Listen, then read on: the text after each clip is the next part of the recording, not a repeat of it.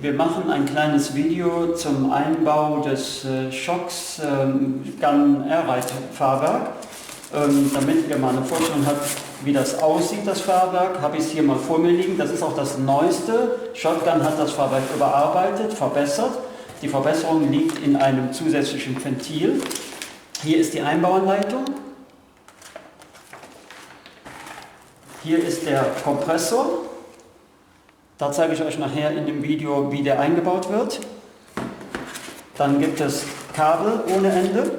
Das ist das Kabel für die Verstellung des Fahrwerkes.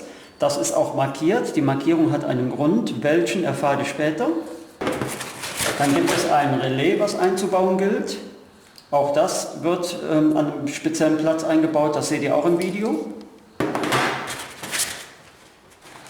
Luftleitung. Dann die eigentlichen Dämpfer. Das ist die komplette Dämpfereinheit. Ja. Und dann haben wir ein bisschen Kleinmaterial.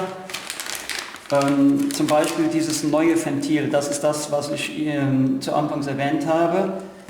Das Ventil hier ist das, was neu gemacht wurde. Das ist die Erweiterung des Fahrwerkes. Und das hier ist ein Kondensator, der ist auch neu. Da muss ich ein bisschen sauber machen. Also das ist die wesentliche Änderung an diesem Fahrwerk. Ja, also bei der ersten Variante des Shotgun-Fahrwerks gab es dieses Ventil noch nicht. Das Ventil regelt noch feiner den Dämpferbereich. Das heißt, Unebenheiten werden noch genauer geschluckt und werden verarbeitet. So, wir beginnen jetzt mit dem Einbau von dem Shotgun Airride. Dazu bockt ihr das Bike auf. Ganz wichtig, dass hier unten das Bike so weit aufgebockt ist, dass es euch nicht im Weg ist beim Lösen der Dämpfer. Und was ihr auf jeden Fall machen müsst, ihr müsst das Hinterrad abfangen. Das heißt, ich habe hier so einen Scherenwagenheber, den runterschieben, etwas leicht anheben, damit der Reifen entlastet wird. Hat den Hintergrund, wenn gleich die Dämpfer raus sind, dann würde die Schwinge nach unten fallen, weil ja kein Gegenhalt mehr da ist. Damit das nicht der Fall ist, stelle ich diesen Scherenwagenheber drunter, hebe den ein kleines Stückchen an. Jetzt kann ich die Dämpfer rausnehmen, die Schwinge bleibt an der Position und hilft mir auch später beim Einbau, damit ich Luft habe, für das neue Fahrwerk einzubauen. So, wir beginnen jetzt mit dem Ausbau der Originalstoßdämpfer. Dazu muss man einmal diese Schrauben hier vorne in Fahrtrichtung lösen, jeweils 2 Stück. Dazu braucht ihr einen Zoll-Maulschlüssel, einen 11/16. Das ist dieser hier. Der ist eben, um diese Schrauben zu lösen. Dann gibt es hinten 2 Schrauben, die sind sehr, sehr fest. Die sind also mit 164 Newtonmeter, sogar bis 184,4 Newtonmeter angezogen. Das ist also richtig Material.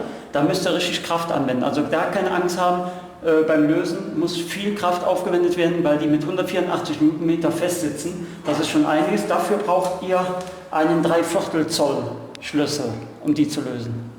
Das sind die erwähnten hinteren beiden Schrauben, die mit 184 Newtonmeter festgezogen sind. Das ist diese hier. Die ist richtig schwer zu lösen. Zum Lösen immer in Richtung Hinterrad den Schlüssel drücken. Ja, also lösen, Richtung Hinterrad.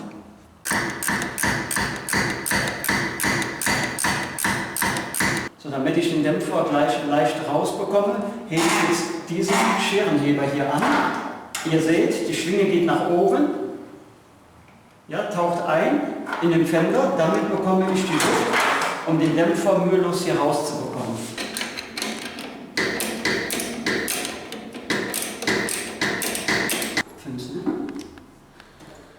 So, jetzt kann man die Dämpfer sehr schön entnehmen.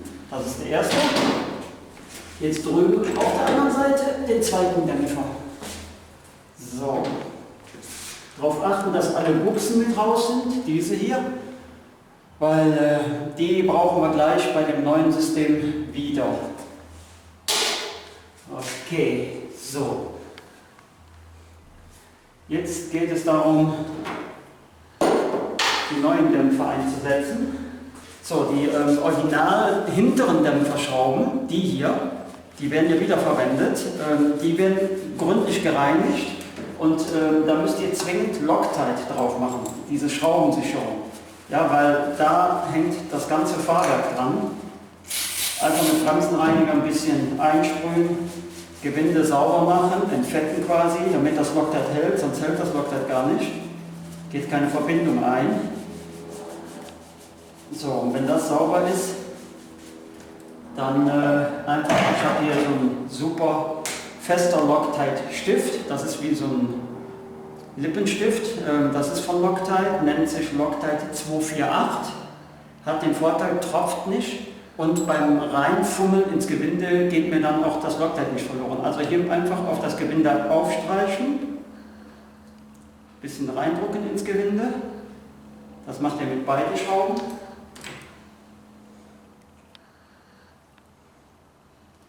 Damit ist gewährleistet, dass eure Schraube hinterher wieder richtig fest sitzt.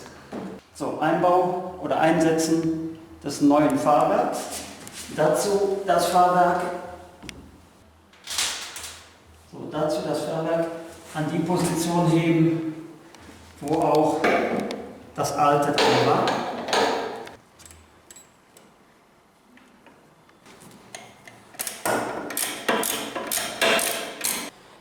So muss das aussehen, wenn die Dämpfer wieder oder das Airride eingebaut ist. Die hinteren Schrauben habt ihr vernünftig wieder angezogen, wie gesagt 184,4 Newtonmeter. Dann lässt sich das immer noch hier bewegen. Ja, also voll anziehen, es bleibt hier beweglich. Auch keine Angst haben, die Unterlegscheibe, die hier ist an den Bolzen, die liegt auch nicht bündig an, darf auch nicht anliegen, weil das Axialspiel beibehalten werden muss. Ja, der darf also hier nicht starr sein, der Dämpfer. Okay, so jetzt geht es um den Einbau vom Kompressor. Damit der Kompressor eben vernünftig befestigt wird, testen wir erstmal ohne Kompressor, nur mit diesem Halter. Diesen Halter schraube ich dafür ab. Der Kompressor muss so rum eingebaut werden. Das heißt, dieses Lüfterteil, eben was zur Kühlung dient, geht auf die rechte Seite. Kabelaustritt auf die linke Seite, immer in Fahrtrichtung gesehen. So, jetzt schraube ich den Halter erstmal ab.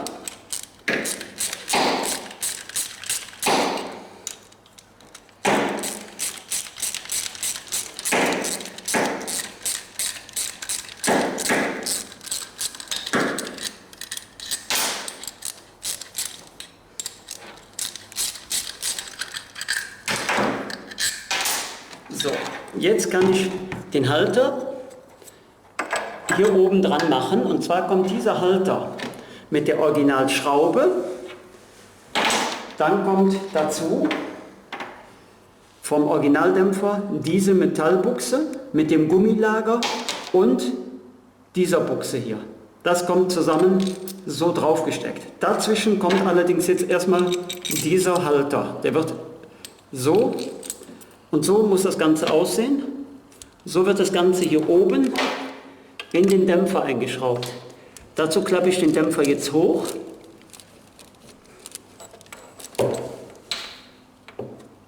Und schraube mir dann entsprechend das dran. Allerdings muss ich Folgendes machen. Ich benötige dafür das Fahrrad, das muss ich dann wieder ein Stück ablassen. So, das heißt, ich fixiere mir erstmal hier einen Dämpfer, den Dämpfer mit der Originalschraube so. Und da diese Schraube jetzt zu kurz ist, hier, wegen dem ganzen Zeugs, muss ich das Fahrwerk jetzt ein Stück ablassen. Das mache ich, indem ich hier hinten den Wagenheber ein Stück runterdrehen. So hole ich mir den Dämpfer näher ran. So, jetzt setzen wir den Kompressor ein, nachdem der Halter montiert ist. Dieser Schlauch liegt lose dabei. Den steckt ihr in den Kompressor hier rein. Ja, sonst kommt ihr hinterher nicht mehr dran. Wenn ihr einmal unten drunter sitzt, kommt ihr nicht mehr dran. Also diesen losen, beiliegenden Schlauch jetzt einstecken und dann erst montieren.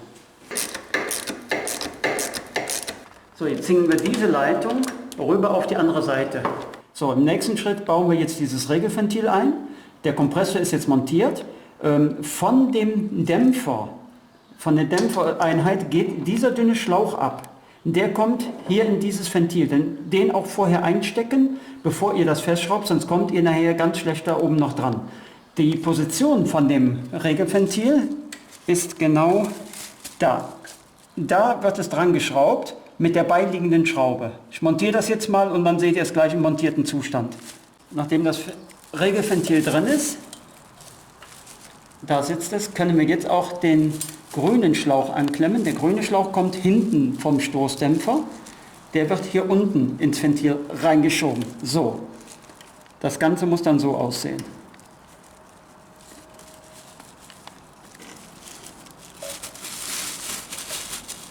So, jetzt haben wir die alle montiert. Wir haben den anderen Schlauch, den dünnen, eben schon vorher montiert. Der wurde schon vorher dran montiert. So, und jetzt gibt es noch einen weiteren Anschluss, das ist hier oben der. Dieser, der kommt gleich von dem Kondensator, der das Wasser kondensiert oder filtert. Der wird jetzt im nächsten Schritt montiert. Und dann ist noch die Elektrik anbringen und dann ist das Fahrwerk eingebaut. So, der nächste Schritt ist diesen Kondensator einbauen. Der Kondensator hat hier eine Markierung, ein Pfeil und eine 40. So, wichtig ist, Pfeilrichtung zum Hinterrad. So muss es eingebaut werden. So, und zwar kommt dieser Schlauch, kommt ja jetzt vom Kompressor, das ist der Deckel, der im Kompressor ist. Das lege ich mir mal so ein bisschen zurecht. Der Filter soll ungefähr hier liegen. Dann kommt hier der Schlauch. Das heißt, ich werde den Schlauch jetzt entsprechend circa hier kürzen. Das mache ich jetzt mal eben. So, den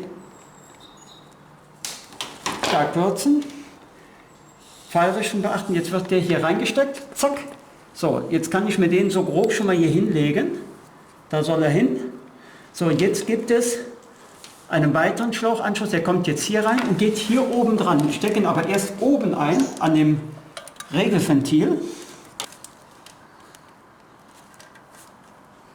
So, ich habe gemerkt, dass das ein bisschen zu lang ist, also kürze ich mir den noch ein Stückchen. So.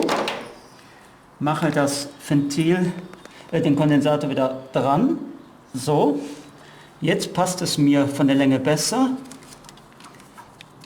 So, und jetzt kann ich hier messen, wie lang das Teil sein soll. So, das Teil würde ich dann entsprechend hier ablängen. So, jetzt schneide ich mir das Teil, was oben vom Regler kommt, entsprechend hier ab. So, stecke das jetzt ebenfalls da rein. So, jetzt ist es verbunden. So, jetzt liegt es sauber. So wollte ich das haben. Jetzt liegt das Ganze sauber. Hier liegt es sauber und jetzt würde ich mir das ein bisschen mit Kabelbinder fixieren am Rahmen. Das mache ich jetzt als nächstes erstmal. So, jetzt mache ich hier unten die beiden Kabelbinder dran, damit ich das Regelventil hier so ein bisschen fixieren kann.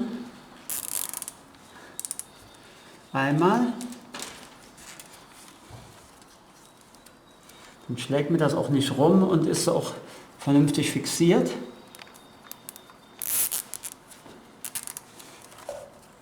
So, jetzt geht es an die Elektrik und dann ist es im Grunde final fertig. Dieses Relais muss jetzt eingebaut werden mit dieser Verkabelung. Das geht nachher hoch an die Batterie, Plus und Minus, ja, und hier der Schalter, der beiliegt. Die hier, das Kabel geht runter an den Kompressor und an den zweiten Stecker, an die Dämpfer. Also da sind noch unten liegen zwei Kabel dafür. Das geht dann runter. Der Platz für den Einbauort ist hier. So, unter der Batterie, wenn ihr die Batterie ausgebaut habt, ist unter der Batterie ein Loch. Das seht ihr dort, dieses Loch. Dort wird jetzt das Relais von unten eingeschoben und wird mit einer Schraube von unten dagegen geschraubt. Das ist ein optimaler Platz dafür, auch fast der einzige Platz, wo man es hin montieren kann. So, das Arbeitsrelais ist jetzt eingebaut. Hier sitzt das Arbeitsrelais unter der von mir erwähnten Bohrung unter der Batterie. Wenn man die Batterie ausgebaut hat, findet man diese Bohrung. Da kann man schön mit einer Inbusschraube das Arbeitsstromrelais fürs Fahrwerk montieren. Da findet es super Platz. Im nächsten Schritt kommt der Schalter. Das ist dann der letzte Schritt, den wir einbauen müssen. Den Schalter habe ich auch schon soweit vorbereitet. Zeige ich euch mal. So, jetzt geht es an den letzten Schritt beim Einbauen an die Schalter, die beiden Schalter. Damit verstelle ich das Fahrwerk hoch, runter, die Härte und so weiter. Die genaue Erklärung dafür wird später noch im Video gezeigt. Jetzt geht es erstmal um diesen Schalter. Ich habe diesen Platz hier gewählt, den könnt ihr überall dahin bauen, wo ihr meint. Ja, dieser Halter ist serienmäßig dabei, den habe ich hier nur gekürzt und umgeändert, dass er hier hinpasst. Wie gesagt, wo ihr den montiert, müsst ihr euch selbst einfallen lassen. So, jetzt gehen wir auf die andere Seite mal, wo nämlich dieser Schalter dann, also das Kabel von dem Schalter habe ich hier hochgezogen unter den Tank, geht hier vorne wieder in den Batteriekasten und von da runter an den Verteiler vom Ventil. Da wird es auch zusammengesteckt, das zeige ich euch jetzt. So, vom Schalter oben, wo ich euch eben gezeigt habe, wo der sitzt, nämlich links am Tank, gehen diese 3 Stecker runter. Also ihr führt die durch den Batteriekasten, lasst die hier unten rauskommen, weil hier unten haben wir diesen Stecker, der vom Kompressor kommt. Den stecken wir ein. Man kann sie auch nicht vertun bei dem Einstecken, weil die Stecker passen nur an einen bestimmten Stecker dran. Also der Kompressorstecker hier passt auch nur in diesen Stecker rein. So, zusammenstecken, haben wir den Kompressor angeklemmt. Der nächste Schalter ist dieser hier. Der kommt vom Ventil. Den stecken wir hier in diesen Stecker rein. So, und dann haben wir den letzten Stecker, der hier. Ich weiß nicht, ob man den sehen kann, ich versuche es mal.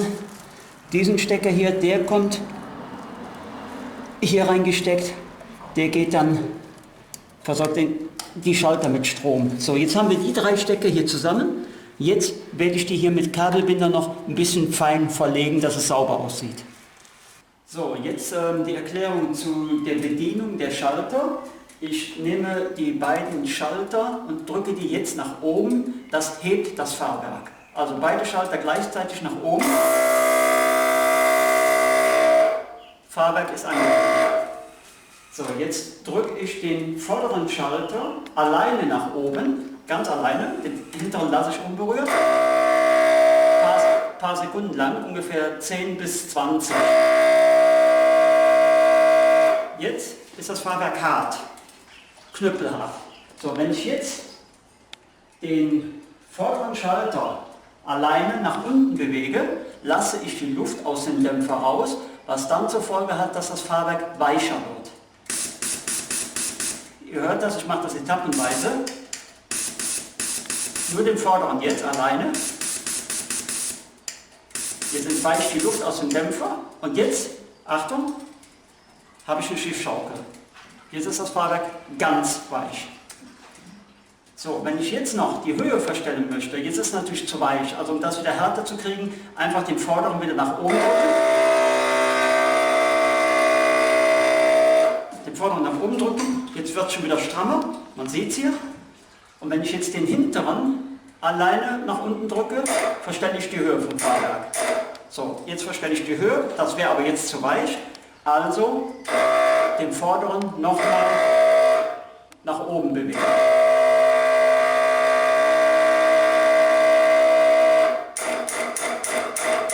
Den hinteren wieder ein bisschen tiefer.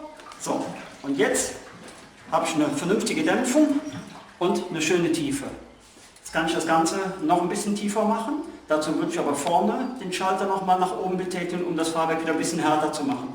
Vorderer Schalter nach oben.